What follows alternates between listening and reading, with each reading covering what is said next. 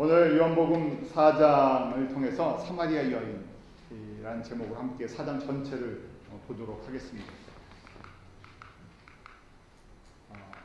지금 저희가 요한복음 본론 2장부터 12장까지 7가지 표적과 10가지 사건을 통해서 예수님이 누구신가를 정확하게 가르쳐 주십니다.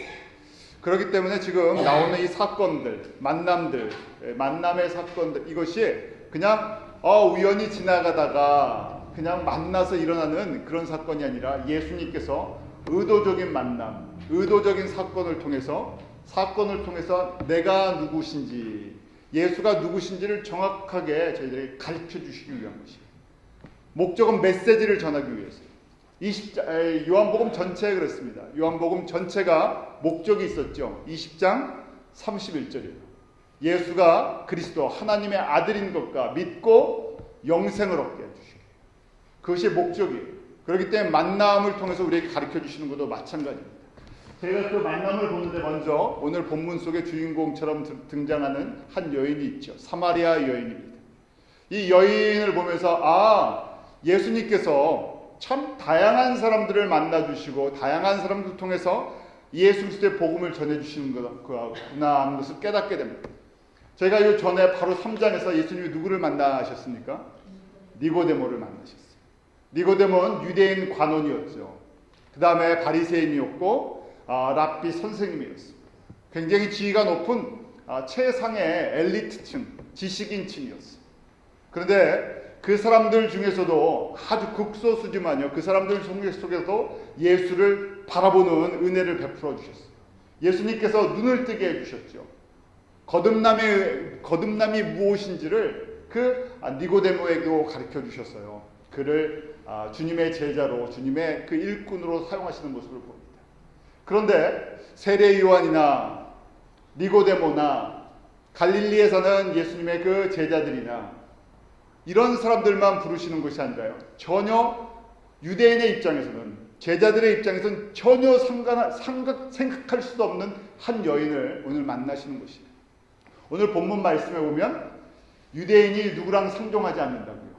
사마리아 사람들. 사마리아라는 배경이 그렇습니다.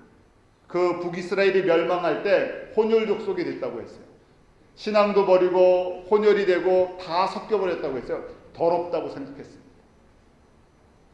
그 다음에 섞일 수가 없다고 생각했고요. 서로 원수같이 지내는 그런 관계예요.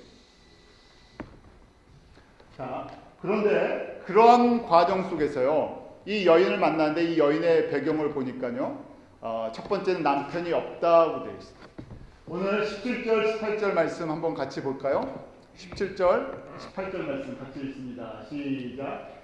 여자가 대답하여 이르되 나는 남편이 없다이다. 예수께서 가라사대 내가 남편이 없다 하는 말이 옳도다. 내가 남편 다섯이 있었으나 지금 있는 자는 내 남편이 아니니 내 말이 참되도다. 자, 남편이 없는데요. 왜 없다고요? 과거에 남편이 몇 명이 있었다고요? 5명. 지금 사는 사람은 동거인 정도 되나 보죠. 남편이 아니라는 것이. 왜냐하면 그 당시 여자들은요, 남자가 아내가 되지 않으면요, 혼자 도저히 살 수 없는, 정말 남편에게 버림을 받으면요, 도저히 살 수 없는 상황이에요. 요새는 남자들보다 누가 더 경제력이 있어갑니까? 점점 여자들이 경제력이 있어요. 그 당시에 여자는 경제력이 없기 때문에 남편을 만나는데 5번을 남편이 바뀌었다는 얘기죠. 그리고 지금 또 남자가 있는데 그 남자는 남편이 되지 않는다. 무슨 이야기입니까? 절박한 사람이에요. 이 세상에 아무런 의지할 사람도 없고 소망도 없고 간신히 그냥 세상적인 표현으로 보면 목숨, 이 생명을 유지하기 위해서요, 어쩔 수 없는 이런 아주 절박한 삶을 살아간다는 얘기죠. 어떤 사람이 남편을 5번 바꾸고 싶은 사람이 있겠어요? 그 정도로 절박한 상황 속에 살아가는 사람입니다. 아무런 소망이 없어요. 사람들의 눈총도 그렇고. 자, 이런 배경을 갖고 있는데 또 보니까요, 그럼에도 불구하고 예배와 신앙에 대한 생각을 하고 있어요. 유대인들이 생각하기에 사마리아 사람들은 다 우상 섬기는 사람들이고 이게 섞여버렸고 그냥 불건전하고 나쁘게만 생각해요. 더럽다고 생각하고요. 짐승같이 생각하고. 그런데 이들도 나름대로 신앙을 갖고 있었습니다. 20절에 보면 우리 조상들은 이 산에서 예배하였는데 무슨 얘기냐면요. 사마리아 사람들이 그리심산이라는 곳, 바로 사마리아 그 수가성 바로 밑에 세겜이라는 곳이 있는데 그 수가가 세겜 학자들이요 세겜이다 하고 이야기를 한 사람들이 있어요. 그 세겜 그리심산에 예배처소 성전이 있다는 얘기예요. 산당이 있었어요. 거기서 여호와 하나님께 예배를 드렸고 또 25절 한번 같이 볼까요? 25절 시작. 여자가 가로되 메시아 곧 그리스도라 하느니가 오실 줄 내가 아노니 그가 오시면 모든 것을 우리에게 도와하시리라. 이 여인이요 이런 절박한 상황 정말 아무것도 의지할 것이 없고 하루하루 살아가는 것 자체가 그냥 뭐 어쩔 수 없이 죽지 못해 살아가는 인생처럼 보이는데요. 이 여인에게 무슨 믿음이 있었다고요? 메시아를 기다리는 믿음이 있어요. 메시아가 온다는 메시아에 대한 소망, 메시아에 대한 열망이 있어요. 이 여인이 이런 모습 속에서 살아가고 있으면서요. 오늘 말씀을 보면 예수님께서 이 여인을 만나기 위해서 가시는 것입니다. 자, 가운데 스겜이라는 게 세겜이라는 지금 수가성이 있고요. 그 바로 밑에 그리심산이 있어요. 거기서 예배를 드리는 곳이었고요. 그 오른쪽에 야곱의 우물이 있고요. 그 당시 이 예루살렘 이 남쪽에서요. 저 북쪽 나사렛 갈릴리 쪽으로 가려면 지금 빨간 A라는 저 길이 제일 빠른 지름길인데요. 저 길을 가지 않는다는 얘기예요. 왜요? 뭐 때문에요? 지금 그 A라는 가운데 있는 데가 바로 중부지방이 사마리아이기 때문에. 그래서 일부러 사람들이 예루살렘에서 유대인들이 북쪽의 나사렛 갈릴리 쪽으로 가려면 B라는 옆으로 우회전하는 그 루트를 따라 다닌다는 거예요. 예수님도 그렇게 많이 다니셨겠죠. 제자들과 함께. 그런데 이번에는 의도적으로 예수님께서 A라는 그 루트를 가겠다는 거예요. 유대인들이 가지 않는, 제자들도 가지 않는 그 사마리아 땅 밟으면 무슨 전염병이 생기는 것처럼 더럽다고 생각하고 그 땅을 밟지도 않고 사람들 만나지도 않죠. 그 땅을 예수님께서 의도적으로 그 길로 가시는 것이죠. 왜요? 바로 이렇게 우물가에서 만날 그 한 여인 때문에 이 사마리아 여인을 만나기 위해서요. 예수님께서 의도적으로 이 길을 택하셨어요. 자, 오늘 본문의 4절, 5절 말씀을 보면요. 사마리아로 통행하여야 하겠는지라 그랬어요. 이 지금 B라는 요단강을 끼고 돌아가는 오른쪽 길을 택하지 않고요. 난 반드시 이번에는 사마리아를 지나가야 되겠다고 말씀하셨어요. 그 영어로 보면 더 분명해지는데 거기 보면 Now he had to go through Samaria라고 해요. Had to go라는 건 뭐냐면요. have to는 must라는 뜻을 갖고 있어요. 나는 반드시 이게 지금 한글 번역에는 사마리아로 통행하여야 하는 어떤 의지가 좀 약해 보여요. 이걸 그냥 그대로 번역하면요. 반드시 나는 지금은 여기를 꼭 지나가야 되겠다는 거예요. 여기 꼭 통과해야 되겠다는 거예요. 그래서 예수님께서 지금 사마리아 땅을 제자들은 모릅니다. 가고 싶지 않은데 예수님께서 가신다 그러니까요. 쫓아가는 거예요. 억지로 쫓아가죠. 그런데 마침 그때 6절에 보면 거기 또 야곱의 우물이 있고 예수께서 항로에 권하여 우물가에 그대로 앉으시니 때가 몇 시가 됐다고요? 6시다 하고 돼 있어요. 6시는 우리 시간으로 12시라는 얘기예요. 정오에 가장 더울 때 우물가에 예수님께서 딱 앉으십니다. 그때 누가 나타나요? 그 우물가에 12시에 물을 길러 오는 누가 있어요? 그 여인이 있어요. 제가 보통 습관이 있죠. 이 여인은 사람이 없는 더운 그 시간에 12시에 물 길러 오는 여자예요. 그럼 무슨 얘기예요? 예수님께서 내가 지금 사마리아 수가성을 가는데 누구를 만나려고요? 그 여인을 만나려고요. 예수님이 하나님이시기 때문에 내가 이 여인을 만나기 위해서 지금 배경을 설정을 하시는 거예요. 제자들에게 나는 반드시 가야 되겠다 설명하지 않으시죠. 그리고 정확하게 그 시간에 가장 더울 때 거기 앉으세요. 누굴 기다리시는 거예요? 그 여인을. 여인은 예수님이 누구신지도 왜 자기를 만나러 왔는지도 모르죠. 그냥 우연히 만나는 것처럼 보여요. 그리고 제자들에게는 일부러 예수님께서 지금 배가 고프 점심 아니에요? 가서 도시락 좀 사와, 가서 런치 좀 사갖고 와라 하면서요 보내시죠. 가서 밥 좀 어떻게 해결해봐 그러면서. 왜요? 여인과 만남을 통해서요 저희들에게 또 그 여인을 통해서 사마리아 땅에 나중에 제자들에게 주시고 싶은 메시지가 있기 때문에 내가 누구인지를 특별히 이 가장 가난하고 버림받은 것 같은 이 여인을 통해서 나를 증거케 하시겠다는 얘기. 그러면서요 예수님께서 지금 이 배경을 한번 보세요. 가장 더울 때 물이 필요할 때 이 여인은요 이 물 때문에 항상 고통받는 사람이죠.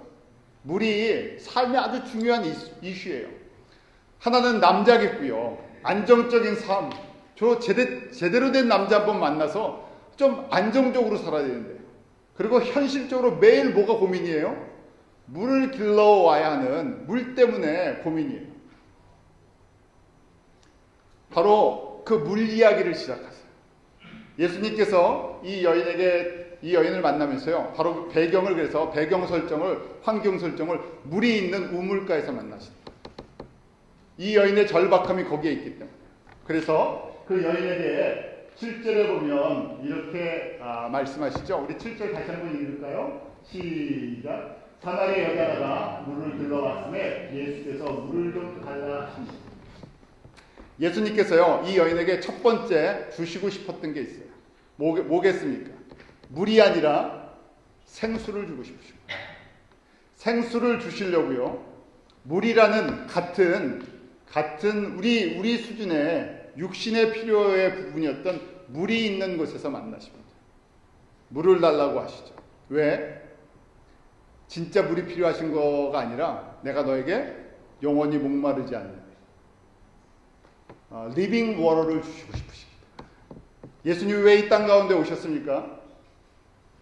우리는 뭐가 필요해요? 예수님을 똑같아요. 어떤 사람마다 다 상황이 있어요.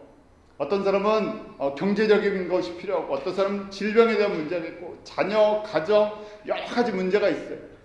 그래서 예수님을 우리가 찾아가서 만나는 것처럼 보이죠. 그런데 우리가 찾아가서 만난 것이 아니라 누가 찾아오신 거라고요. 예수님이 찾아와 주신 거예요.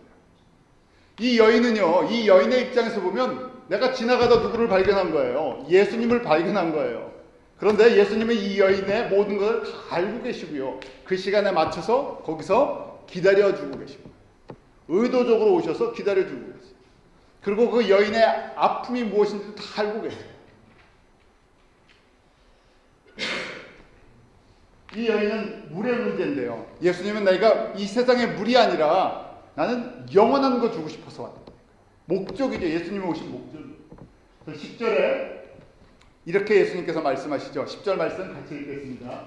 시작. 예수께서 대답하여 가라사대 내가 만일 하나님의 선물과 또 내게 물 좀 달라 하는 이가 누구인 줄 알았다면 내가 그에게 구하였을 것이요 그가 생수를 내게 주었습니다.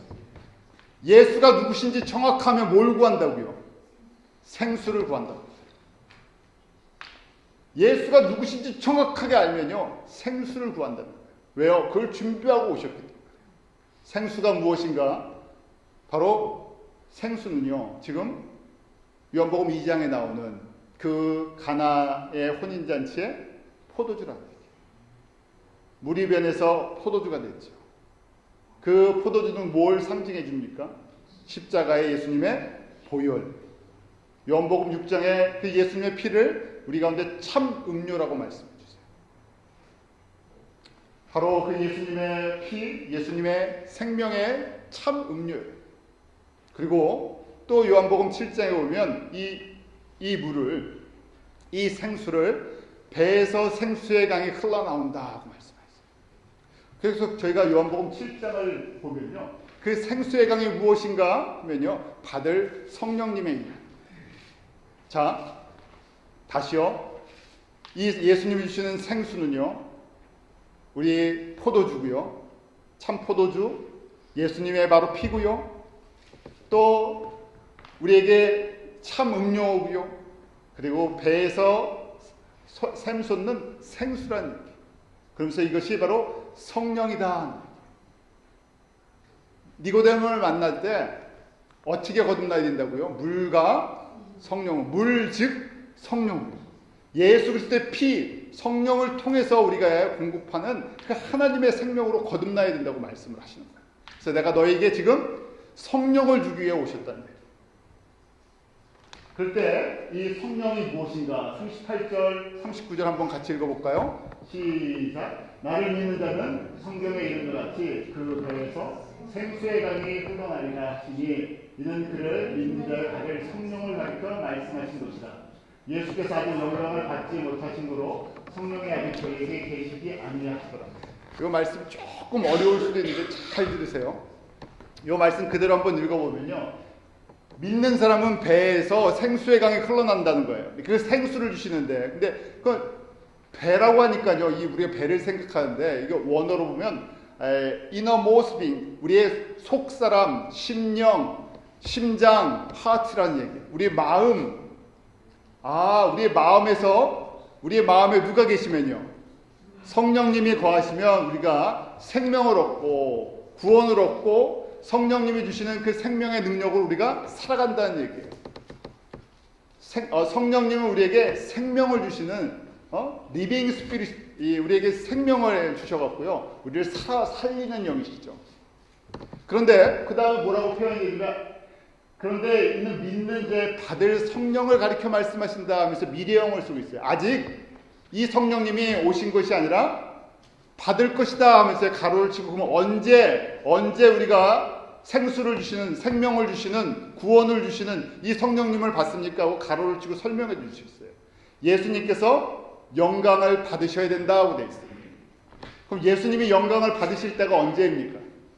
십자가에 죽으시고 부활할 때입니다.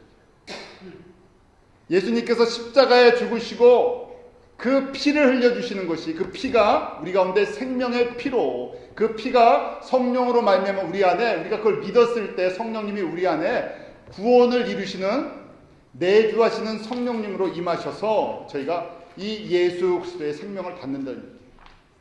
그래서 이때 성령님은 우리가 성령의 두 가지 기능이 있는데, 푸누마 성령님, 우리 안에 인드웰링, 거하시는 성령님이시다. 예수님의 목적이 무엇입니까? 이 여인을 만나서요, 첫 번째는 내가 너에게 생수, 생명의 성령을 주겠다고 약속하신 거예요. 그게 진짜 필요하다는 얘기예요.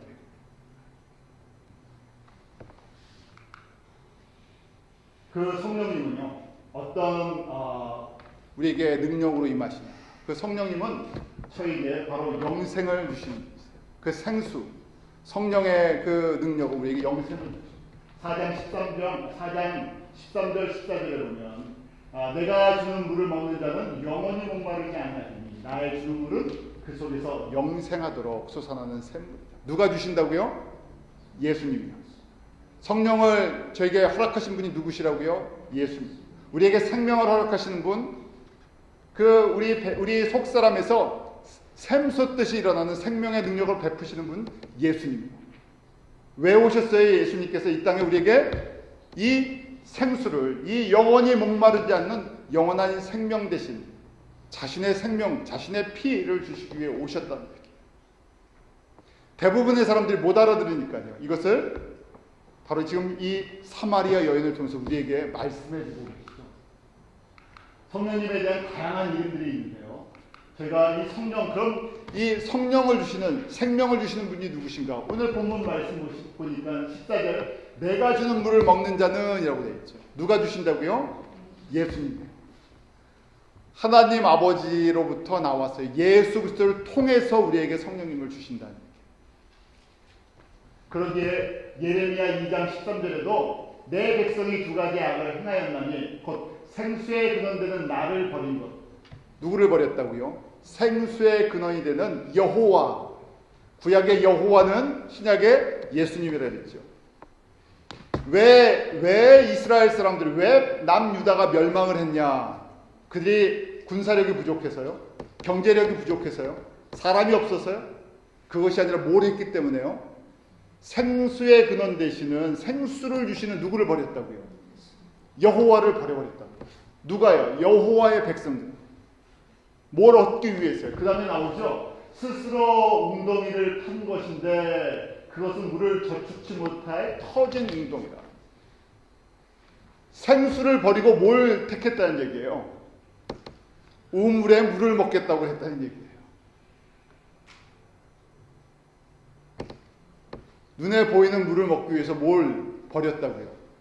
영원한 생명을 주는 여호와를 버려버렸다고요.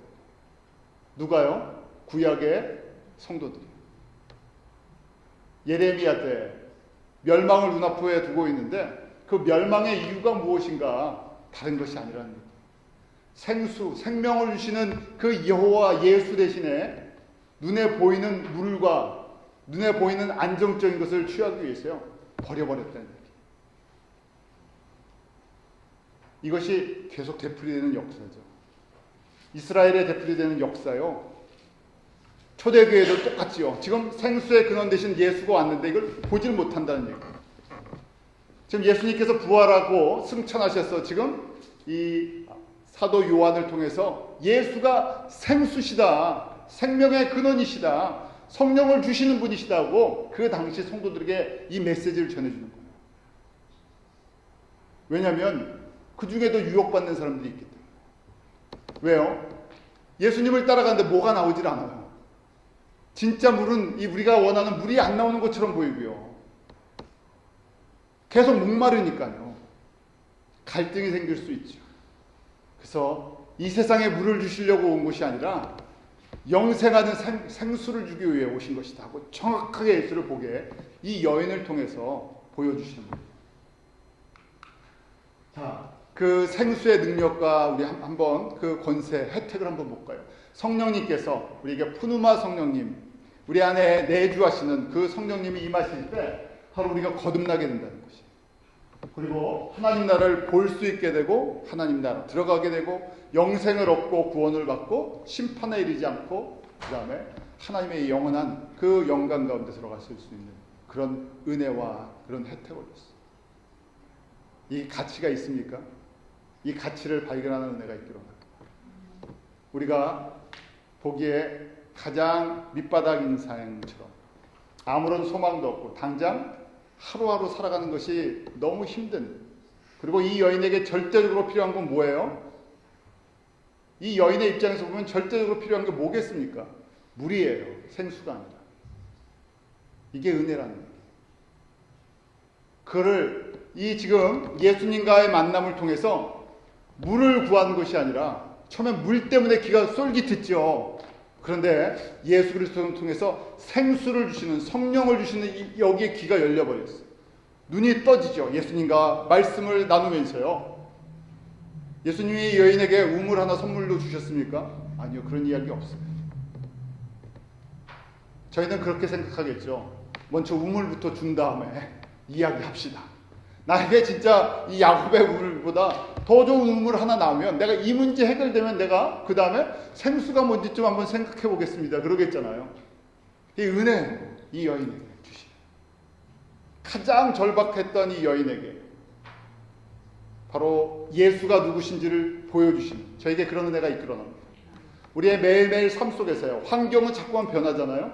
세상의 모든 것이 변해요. 그런데 뭘 보는 게 은혜라고요? 살아계신 생수를 주시는 성령을 주시는 하나님의 나를 보게 해주시는 그 예수 그리스도를 만나는 것이 이게 주님이 나를 사랑해서 나에게 찾아오신 특별한 은혜라고 고백하는 것이 이게 은혜라는 얘기예요. 예수님이 수많은 사람이 있습니다. 그 다음에 어디든지 가실 수 있는데 지금 정확하게 그때 누구를 만나기 위해요. 이름도 저는 몰라요. 사마리아의 이 땅에 살고 있는 수가라는 이 한 여인 이름도 기록되어 있지 않잖아요. 누군지도 모릅니다. 저희는. 바로 근데 그 여인을 만나서 생수를 주기 위해서 예수님이 직접 그 자리에 가시대요. 이게 우리가 받은 거예요. 저희가 지금은 이 자리에 앉아서 저희가 뉴욕에 살고 있지만요. 예수님께서 우리 한 사람 한 사람의 모든 것을 아시고요. 가장 필요할 때 우리에게 찾아와 주신 거예요. 우리가 세상의 어떤 문제 때문에 주님 앞에 나온 것처럼 보이지만 그 문제 때문에 예수님께서요 찾아와 주신 거예요. 우리에게 바로 이 성령을 주시려고요. 우리에게 이 구원을 주시려고요. 이 생수를 주시려고요. 이 여인의 노력 때문에 그렇습니까? 이 여인이 갖고 있는 지위 때문에 그렇습니까? 이 여인이 갖고 있던 열심 때문에 그래요? 이 여인이 뛰어나서 그래요? 우리가 시간이 지나가면요, 나 때문이라고 생각해요. 내가 이렇게 했기 때문에. 나라는 것은 거기에 0.0001% 들어가 있잖아요. 100% 주님의 선물이고요. 주님의 은혜예요. 사랑이에요. 이걸 잃어버리면요, 어떻게 됩니까? 생수를 버리고 웅덩이를 팝니다. 내가 이만큼 했기 때문에 내가 스스로 웅덩이를 파도 물을 얻을 수 있다고 생각해요. 그래서요, 진짜 생수는 버리고요, 그 다음부터 눈에 보이는 웅덩이를 파서요, 이 땅의 것에서 영광을 얻으려고 하죠. 바로 예수님께서요, 이렇게 우리에게 성령의 두 가지 기능을 주셨어요. 하나는 구원을 이루시는, 우리 안에 거하시는 푸누마 성령입니다. 동시에 오순절 이후에 또 다른 성령의 그 모습을 보여주시는데 보혜사 성령님이라고요. 그분은 우리 옆에 계셔서요, 우리가 초청할 때 들어오셔서 우리를 성결케 하시고 예수를 증거케 할 수 있는 그런 삶을 살 수 있도록, 우리가 예수를 닮고 예수를 알고 예수님께 순종할 수 있는 그런 은혜를 주시기 위해서요, 보혜사로 또 역사해 주세요. 우리 가운데 있는, 우리에게 구원을 이루시고 우리를 정결케 하시는 그 푸누마 성령님 안에서 저희가 진짜, 내가 예수님을 아는데 이제 진짜 예수님 닮고 싶습니다. 예수로 충만해지고 싶습니다. 그럴 때 도와주시는 분이 누구시라고요? 보혜사 성령님이. 성령의 두 가지 기능이에요. 성령님이 두 분이라는 것이 아니라 성령의 두 가지 기능이에요. 왜냐하면 성령님은 어디나 거하시죠. 그래서 내 옆에서 내가 이렇게 진심으로 마태복음 5장 4절처럼 애통해하면서요, 내가 예수를 아는데 예수를 정확하게 이해 못하겠습니다. 내가 예수를 닮고 싶은데 내 안에 예수를 닮은 모습이 없습니다. 그래서 애통하면요, 그때 보혜사 성령님이 우리에게 임하셔서 어떻게 하신다고요? 위로해 주신다. 그 부분을 채워주신다. 그렇기 때문에 심령이 가난한 사람이라고 얘기하죠. 내 안에 예수가 충만하지 않습니다는 깨닫는 사람이 뭐하라고요? 복된 사람이다. 천국이 임한다는 얘기예요. 진짜 천국에 임한다는 것은 천국의 주인이시고 왕이신 예수로 채워지기 시작합니다. 우리 안에 자칫 잘못하다 보면 생수, 천국의 주인이신 예수 대신에 자꾸만 우리가 스스로 웅덩이를 파서 물을 얻으려고 자꾸만, 예수는 버려버리고요, 예수는 우리에게 도구가 되버려요. 예수가 중심이 아니라 예수가 도구가 돼서요, 우리가 물을 얻기 위해서 예수를 자꾸만 팔아먹습니다. 바로 지금 이렇게 이 여인을 통해서 성령에 대해서, 그 다음에 구원에 대해서, 구원받은 사람들이 하는 행동이 무엇인가? 그것이 바로 예배라는 것이에요. 구원의 은혜, 성령으로 말미암아 구원의 감격과 은혜를 깨닫는 사람들이 드리는 것이 예배죠. 자, 이 여인이 갑자기 예배에 대해서 이야기를 하기 시작합니다. 성령께서 이렇게 감동을 주셨겠죠. 이제 주제를 예수님께서 내가 너희들에게 이제 예배에 대해서 가르쳐 줄게, 그러는 거예요. 이 여인이 자신의 수준으로 예배에 대해서 얘기합니다. 우리 사마리아 사람들은 어디서 예배를 드린다고요? 그리심산의 성전에서 예배를 드립니다.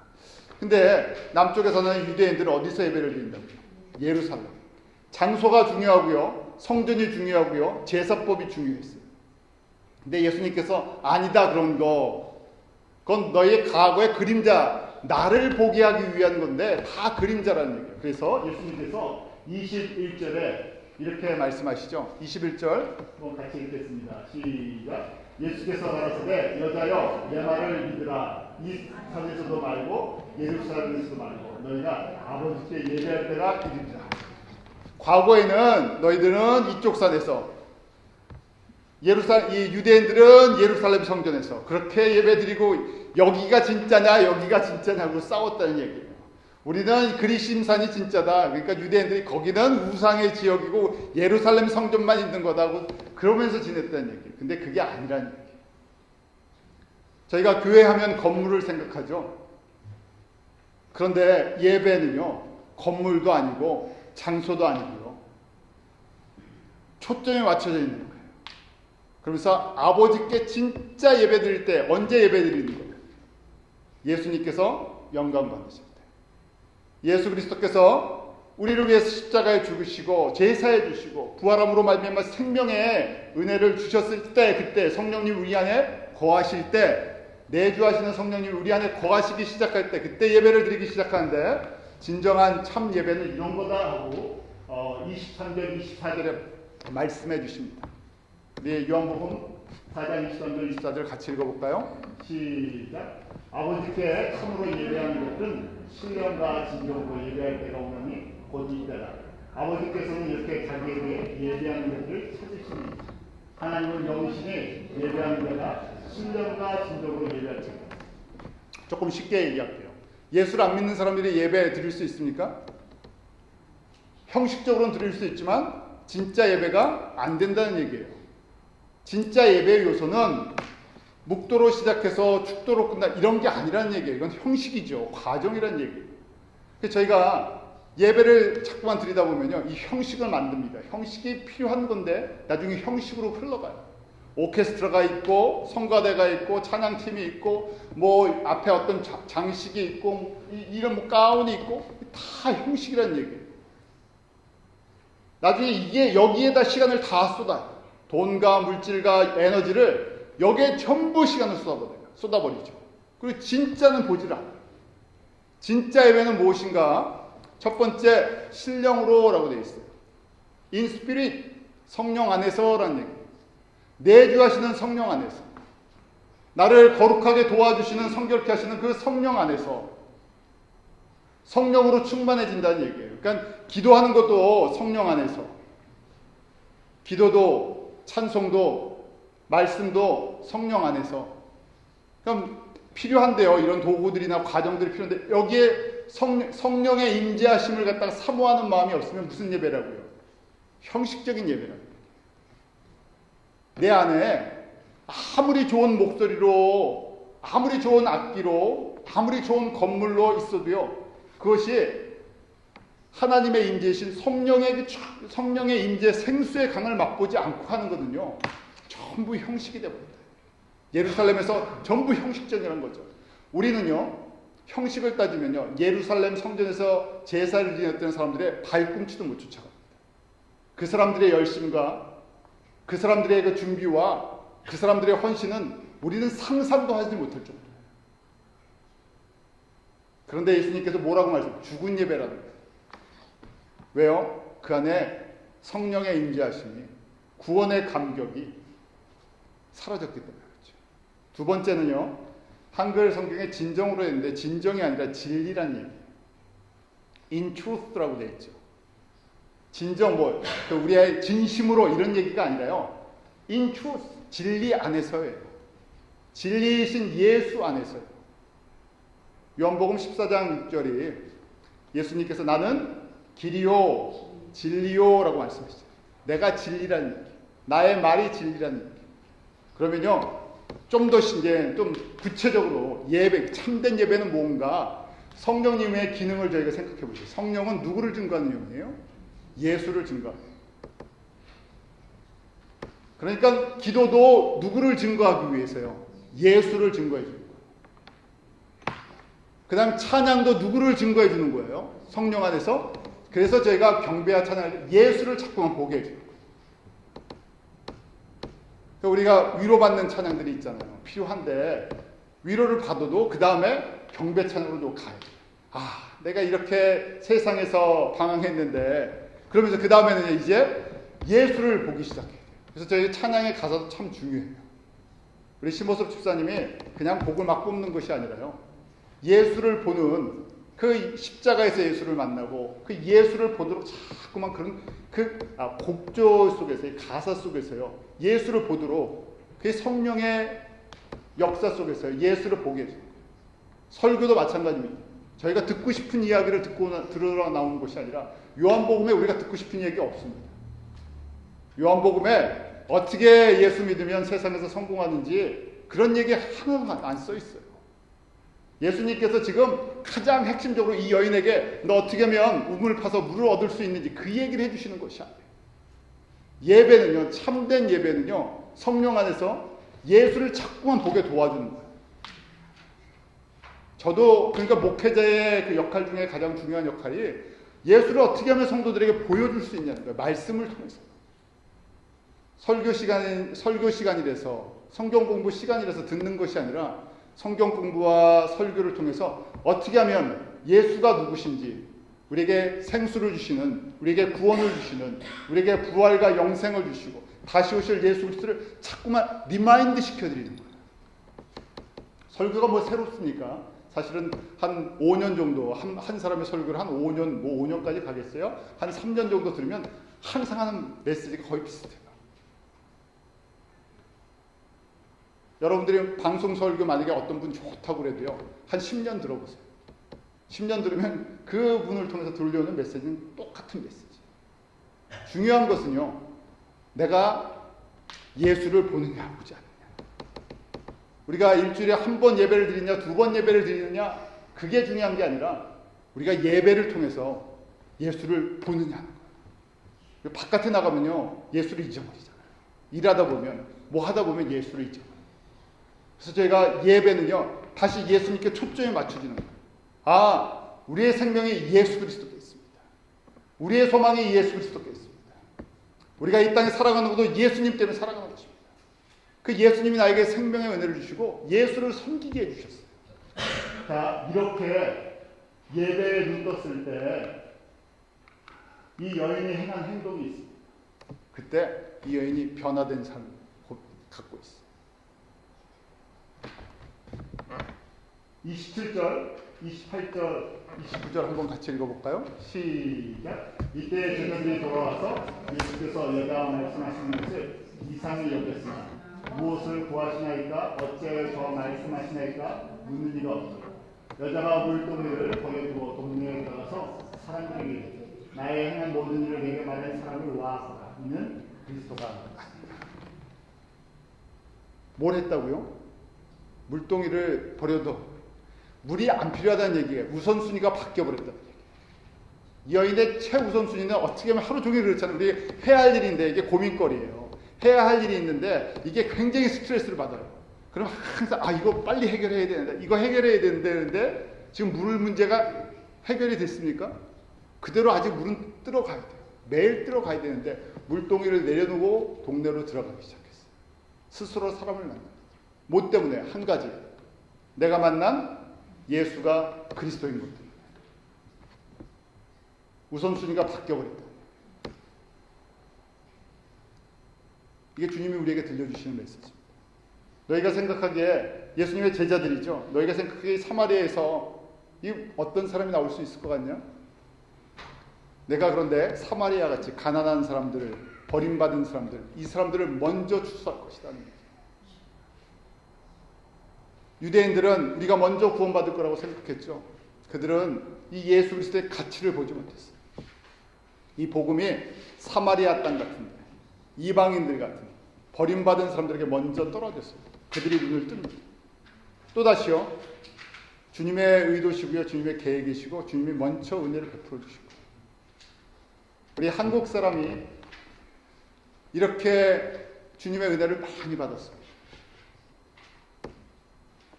칠레에 있는 사람이나 남미에 있는 사람이나 동남아에 있는 사람이나 지금 우리 같은 동족이면 북한의 사람들이 우리보다 범죄를 많이 했기 때문에 그들이 예수를 못 듣고 우리가 먼저 들은 것, 그런 것이 아니라요, 주님의 의도하신 거고요, 주님이 먼저 우리에게 은혜를 베풀어 주셨어요.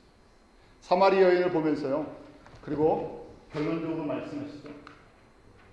35절 같이 읽습니다. 시작. 너희가 넉 달이 지나야 추수할 때가 이르겠다 하지 아니냐. 내가 너희에게 이르노니 늘도록 같이 휘어져 추수하게 하겠습니다. 지금 사마리아와 사마리아 사람들, 또 예수님의 제자들과 또 저희들에게 이렇게 말씀하시는 거예요. 우리가 씨를 뿌린 것이 아니라 주님께서요, 씨 뿌리는 사람들, 숨어서 보이지 않는 씨 뿌리는 사람들 있어서 예수 복음의 씨를 뿌려놓으시고요, 또 예수님께서 직접 생명의 씨를 다 뿌려놓으셨어요. 눈을 뜨고 이거 한번 보라는 얘기예요. 그런데 제자들이 못 볼 걸 알고 계세요. 제자들이 어디를 보지 못했어요. 사마리아 땅이 주님 앞에 돌아온 걸 보지 못했어요. 이방인들이 돌아오는 걸 못 봤어요. 그래서 사도행전에 처음에 보지 못하잖아요. 복음이 예루살렘을 넘어서 사마리아 땅 끝까지 가야 되는데 가지 않습니다. 안 보이니까. 그런데 내가 보는 사람을 예비해서 그 보는 사람을 통해서 내가 휘어져 추수하게 된 걸 갖다가 추수하게 하겠다는 얘기. 이게 구원받은 사람들의, 이것이 생수를 맛본 사람들이 하는 일이에요. 예수님께서 이 땅 가운데 이 일을 이루러 오셨다 그렇죠. 제자들이 도시락 문제 얘기할 때요. 내가 진짜 먹고 내가 진짜 만족하는 나의 양식이 무엇인지 아냐? 첫 번째, 보내신 이의 뜻을 행하며 to do his will. 아버지의 뜻이 무엇인지 정확하게 알았어요. 생명을 나눠주는 일이에요. 생수를 나눠주는 일이에요. 그 다음에 또 뭘 하느냐? 그것이 to finish. To finish his work. 그의 일을. 이 예수 그리스도의 생명이 모든 민족 가운데 증거될 때까지, 모든 잃어버린 사람들에게 생명을 줄 때까지 나는 이 일을 하기 위해서 여기 온 것이다. 그래서 지금 누구에게요? 생수를 맛본 사마리아 여인, 생수의 은혜를 맛본 제자들에게, 저희들에게 너희도 그런 사람, 메시지의 핵심은 그렇습니다. 이걸 하라는 얘기예요. 왜요? 주님께서 다 깔아놓으셨다는 얘기예요. 휘어져 출소하고. 그래서 거두는 자로 생명과 영광을 주기 위해 우리를 부르신 것입니다. 다시 한번 저희가 이 요한복음 4장을 보시면서 이 버림받은 것 같은 인생을 살아가는 사마리아 여인이었지만 주님께서 이 여인을 만나면서 버림받은, 세상에 아무런 소망이 없는 사람 같은, 실패한 인생 같은 이런 사람들을 통해서도 휘어져 추수하는, 추수할 일꾼으로 삼아가십니다. 이 여인이 무슨 대단한 능력을 가진 것이 아니지만 예수 그리스도의 그 생수의 은혜를 체험하고 우선순위가 바뀌었게 되죠. 저희 가운데도 매일 우리가 세상의 것이 필요 없이 살아가는 것이 아니라 우리에게 생수를 주시는 그 예수 그리스도를 우리가 붙잡고 그분 안에서 살아가는 그런 은혜가 있기로 기도하겠습니다. 하나님 아버지, 저희 가운데 사마리아 이 수가성에 사는 여인처럼 우리의 절박한 가운데 저희를 찾아와 주시고 생수의 은혜를 허락해 주시고 예수 그리스도의 그 십자가의 구속에 생명을 얻게 하여 주심을 감사합니다. 아버지 하나님, 주님께서 우리에게 베푸신 은혜를 잊지 않게 하여 주시옵소서. 내가 주님을 찾은 것도 아니고 내가 노력한 것도 아니고 내가 수고한 것도 아니고 주님께서 그 주님의 생명, 그 주님의 피를 아낌없이 우리에게 다 쏟아주셨습니다. 우리에게 생명을 주시되 더 풍성히 얻도록, 아니 이 땅의 것이 아니라 이제 하늘의 영광을 주시기 위해 이 모든 것을 베풀어 주시고 이제 주님의 나라에, 주님의 일에 참여할 수 있는 그런 기회까지 베풀어 주심을 감사합니다. 나를 위해 살아가는 것이 아니라 스스로 운동이력하고 물을 얻기 위해 살아가는 것이 아니라 우리 우선순위가 우리에게 생수를 주시는 그 주님의 뜻과 주님의 일을 위해 살아가는 믿음의 사람들로 저희를 서게 하여 주시옵소서. 예수님의 이름으로 기도드리옵나이다.